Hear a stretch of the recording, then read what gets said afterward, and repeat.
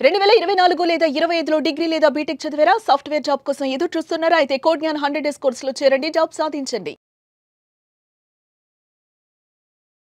Are are గురించి మాట్లాడదాం. Are అంటే రీలెర్న్. యెస్. నేర్చుకున్న దాన్ని మళ్ళీ నేర్చుకోవడం, కొంచెం డిఫరెంట్ గా నేర్చుకోవడం.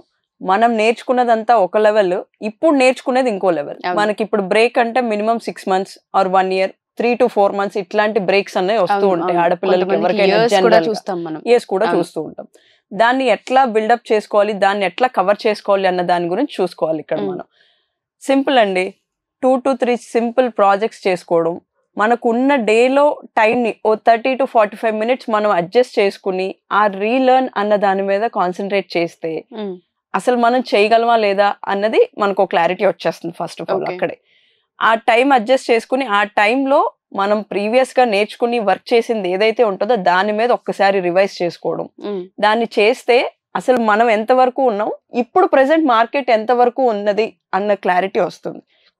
అప్పుడు ఇక్కడ రీలెర్న్ అన్న వర్డ్ ఎలా వస్తుందంటే మళ్ళీ నేర్చుకోవాలి. అంటే ఇప్పుడు సొసైటీలో ఐటీలో చాలా మార్పులు జరిగిపోతున్నాయి. షార్ట్ టర్మ్ లో చాలా ఇన్స్టెంట్ గా చేంజెస్ అనేవి జరుగుతున్నాయి. అసలు మనం వాటిని అందుకోగలమా లేదా?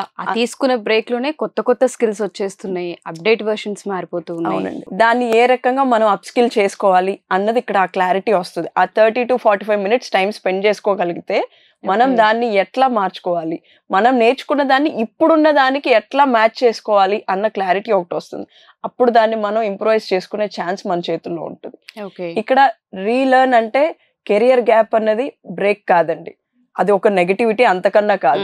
మళ్ళీ రీస్టార్ట్ చేయడం, Yes. అది మనకు ఒక ప్లస్ పాయింట్ అనే చెప్పాలి. మనం నేర్చుకున్న దానికి ఇంకో పై ఎత్తేసి నేర్చుకుంటాం, అది మనకు ప్లస్ అవుతుంది కానీ నెగటివ్ ఎప్పుడూ కాదు. True. దాన్ని నెగటివ్ కింద అసలు థింక్ చేయకూడదు. అసలు Sure, ma'am. చాలా మంది ఆ నెగటివిటీలో ఉంటారు. ఆ నెగటివిటీ వద్దు. మనం రీలెర్న్ అంటే నేర్చుకున్న దాన్ని ఇంకా స్ట్రాంగ్ చేసుకుంటున్నాం అంటే మనం ఎప్పుడు ఉన్న వాళ్ళకన్నా ఓ మెట్ట ఎక్కువే ఉన్నాం కానీ తక్కువైతే కాదు. కాకపోతే దాన్ని ఎంత స్ట్రాంగ్ గా బిల్డ్ చేసుకుంటాం అన్నది చాలా ఇంపార్టెంట్. Exactly true.